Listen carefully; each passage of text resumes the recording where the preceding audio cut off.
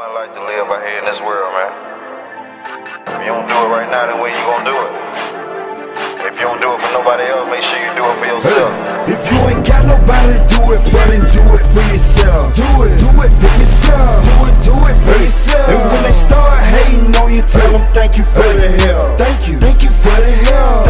Thank you for the help. If you ain't got nobody to do it for, then do it for yourself. Do it for yourself. Do it for yourself. And when they start hating on you, tell them thank you for the help. Thank you for the help. Thank you for the help. And what's going on, guys? Welcome back to the channel, man. Today, I honestly ain't got nothing going on. I'm really sitting back waiting for a couple packages to come through from UPS for the truck. But while I'm sitting here waiting on UPS, I want to touch on something that I started to see a lot bit ever since I basically announced that I'm running dual alternators in my truck.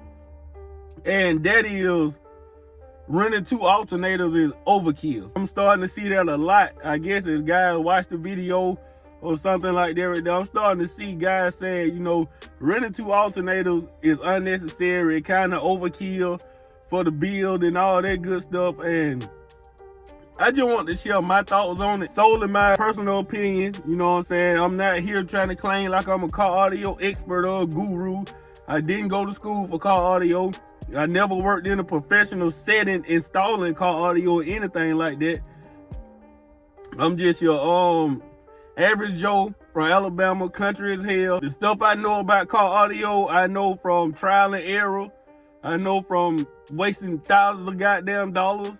And I know from asking guys that have been doing this shit way longer than me. I'm only speaking on the old basis. My thoughts on dual alternators being overkill or unnecessary is this, man. It depends on what your goals are.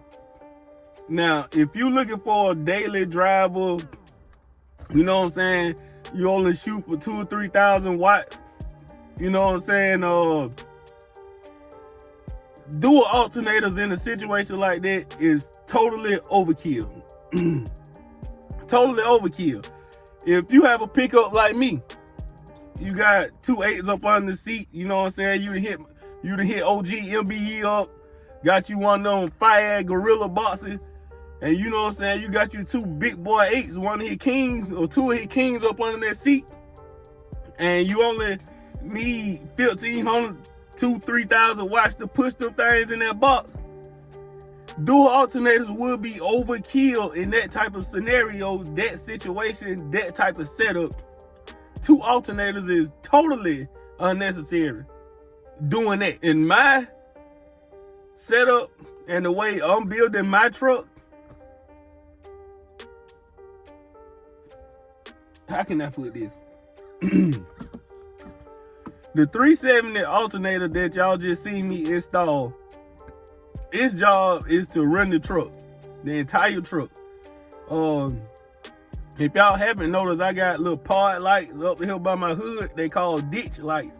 I got some ditch lights up here on my hood, and I got off-road fog lights in place of my factory fog lights. I got LED strips all through my truck that light up and do all type of shit. I got LED strips in my box. That alternator job is to run the entire truck, the extra lights, and my mid-range set of amps. When I told y'all this is gonna be like the biggest build that I've done, I wasn't just speaking on like just the bass side now, fellas.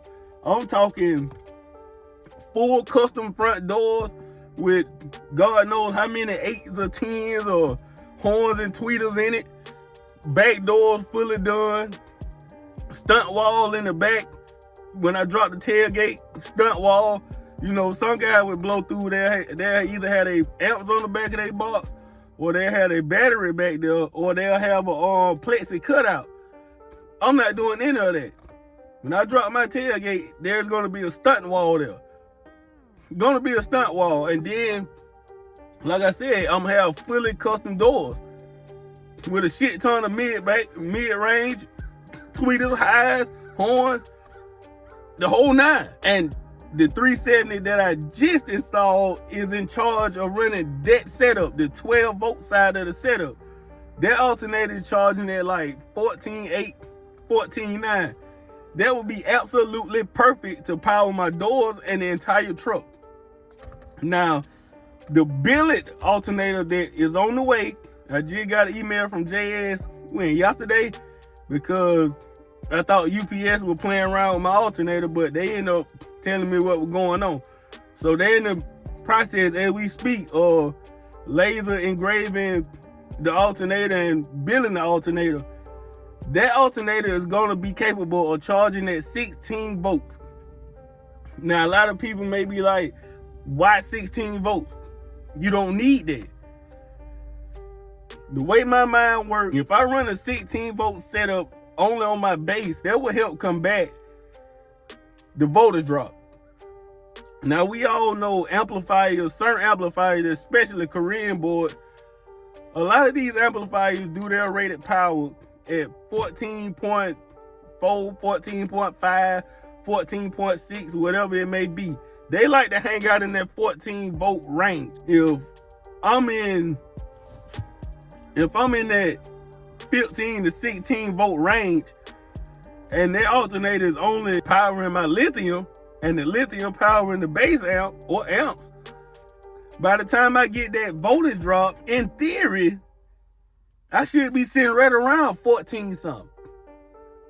I should be sitting around right where those amps like to be at to create their rated power at full tilt. I should be there. That's the way I think. That's why I'm running dual alternators.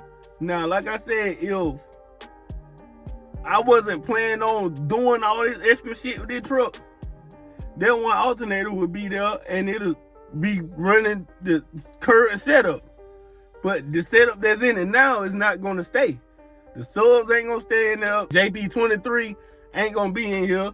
Hell, I may even get rid of the Taram's base amp and go another way.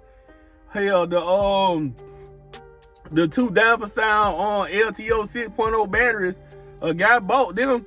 They on their way to New York right now.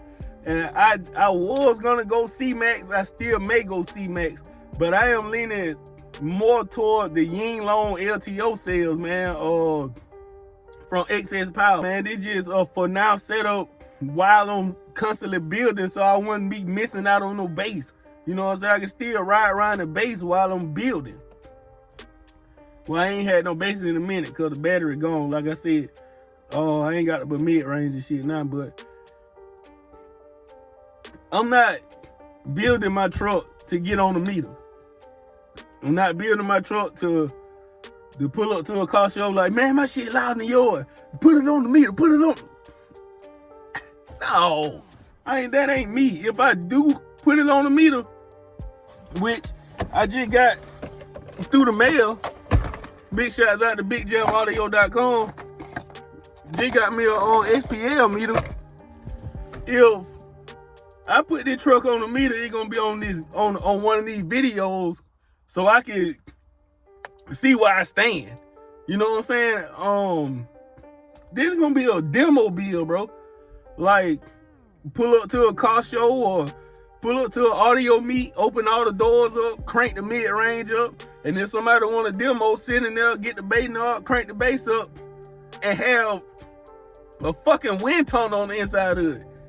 That's the goal. I'm looking for demos and just loud, clear ass mid-range.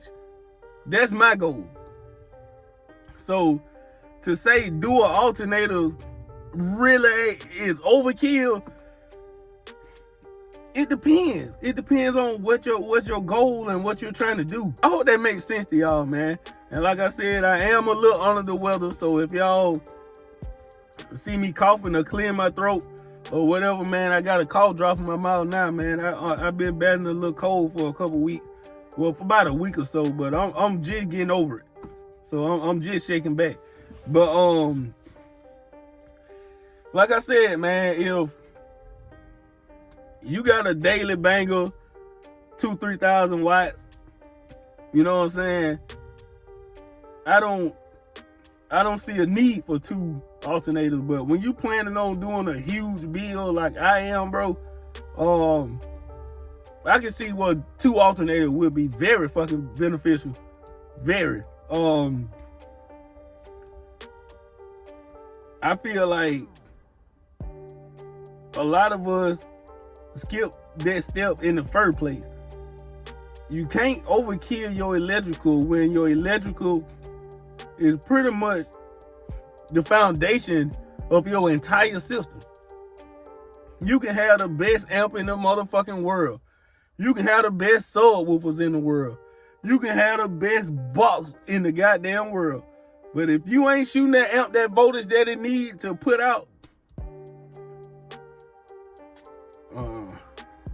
it ain't gonna mean shit.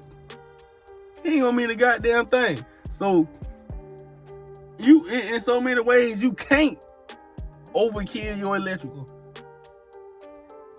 I know y'all done watched videos on YouTube, Jonathan Price and all these other guys with these super mega big builds with tens or hundreds of thousands of watts running through them and 100,000 watt builds and shit. Have y'all seen their electrical setup? Man, can you imagine how much money they just spent on 0 gauge wire, bro? You gonna need that, bro. So it ain't no such thing as overkilling the electrical system, bro. You can kill your electrical system. You can do that. If I would have put a 16 volt alternator on my truck and ran it straight through the factory or whatever, I would have killed my truck putting a 16 volt alternator on that motherfucker. Would have fried every goddamn thing. The truck wasn't gonna be able to handle that.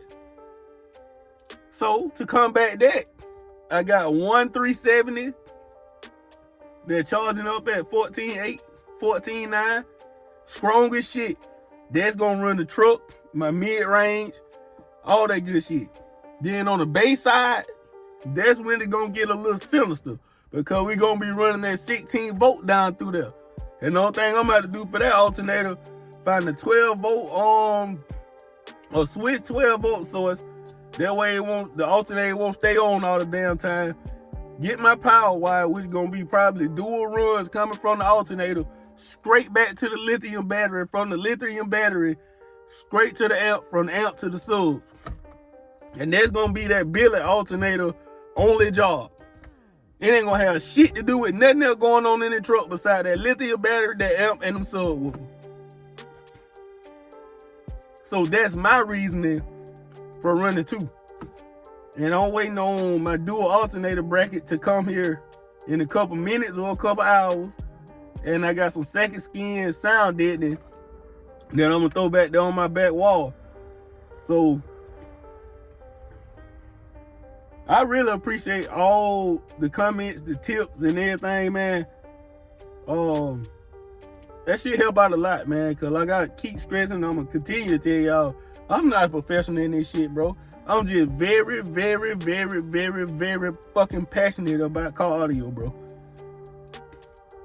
I'm just very passionate about it, and I'm willing to learn whatever it is about it that I already don't know. That's all it is. But with that said, I hope that makes sense to y'all, man. I've been talking damn near 20 minutes. I hope that makes sense, man. I gotta edit this shit. God damn. I gotta go ahead and edit all this shit. But so in conclusion, I don't think you can overkill your electrical system, being that that's one of the most overlooked part of certain systems. A lot of us get the amp, the box, the sub, the wiring kit, throw that shit in there and ride the fuck out. A lot of us skip past the reserve battery. A lot of us skip past that shit when that's the bread and butter of the system. One life to live out here in this world, man. If you don't do it right now, then when you gonna do it? If you don't do it for nobody else, make sure you do it for yourself. If you ain't got nobody to do it for, then do it for yourself. Do it for yourself. Do it for yourself. And when they start hating on you, tell them thank you for the help. Thank you for the help. Thank you help. Do it for yourself. Do it for yourself. And when they start hating on you, tell them thank you for the help. Thank you for the help. Thank you for the help.